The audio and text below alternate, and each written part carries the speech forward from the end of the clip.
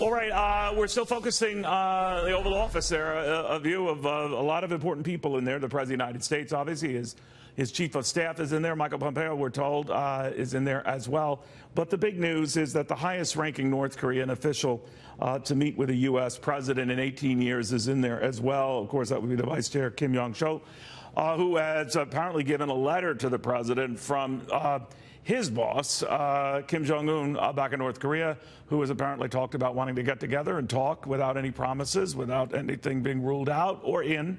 To the National Review contributing editor, a good read of these things, Deroy Murdock. So, Deroy, that alone is a big deal, no matter what you make of the president, what you make of the North Koreans. They're in there talking.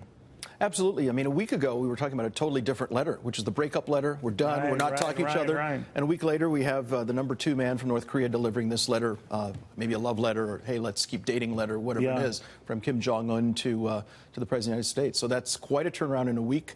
And as I think Churchill said, better to jaw than to war. Yeah, I'm wondering whether this is going to help, though. And I raise this because we're getting very tough on trade in the middle of this. And it's a salvo more to the Chinese down the road because we're actually getting tough on trade with our friends.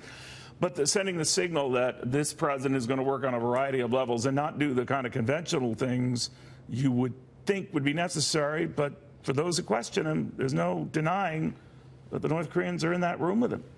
No, that's very true. And it is surprising to me to see the president putting pressure on trade on the Chinese, while at the same time we need the Chinese to keep a leach on Little Rocket Man and make sure he continues to negotiate and do the things we want to see. And yet things keep moving forward. So I'm, I guess, pleasantly surprised to see this pressure going on the Chinese, and yet the chain hasn't been yanked, or I should say maybe he's not been let loose until all right, the talks are over, we're done. So what do you being think able to juggle both these things at the same time actually works. Understood. Is it your sense that the president is just sort of doing this flying by the seat of his pants, or is it gut instinct that by threatening to just throw the talks away last week, he knew that they would come back this week?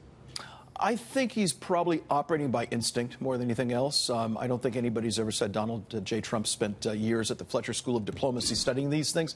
But when you spend your career putting up these skyscrapers around us, all around Manhattan Island, with a lot of very, very tough people, very tough customers, I think you learned a lot about negotiating and how to deal with other tough people.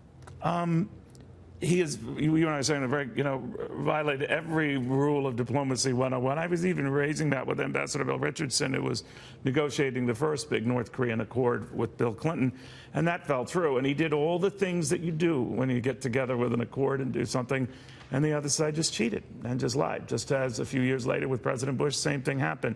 So how do they make sure it doesn't happen for a third time? Well, I think the important thing, if there is an agreement, a couple agreements you could have. One is to end the Korean War, if nothing else, and maybe we'll get that and put the Korean War behind us and actually bring peace as far as that goes.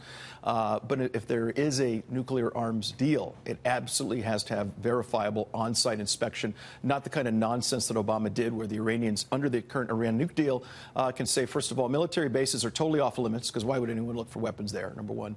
Number two, if you do find a suspicious site, the Iranians can say, all right, well, we need a 24 to 78-day waiting period before you can set foot onto those premises and look around. That's ridiculous. But a country can always cancel that, right?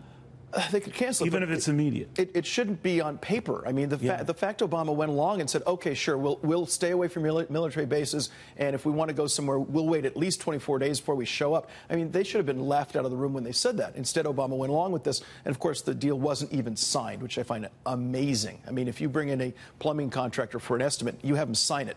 Obama didn't get the Iran nuke deal signed, so I think that this Trump... Well, there are a lot of differences with Iran, to your point here. He'll get something signed. I think he'll insist on the inspection. That's vital. All right. And then who are those inspectors, right? So we're getting ahead of ourselves here. But is it your sense, though, that the president means what he says, that even if they get to a table and all of a sudden something wild is introduced, as was Mikhail Gorbachev with Ronald Reagan, all of a sudden saying, and you agree to stop your whole Star Wars space initiative stuff, and then Ronald Reagan just walked away. Do you envision anything like that? Oh, I think this president gladly will walk away from anything that he finds unsatisfactory. I mean, he does this all the time, and that may cause them to come back to the table and say, okay, fine, we'll come up with something a little more reasonable.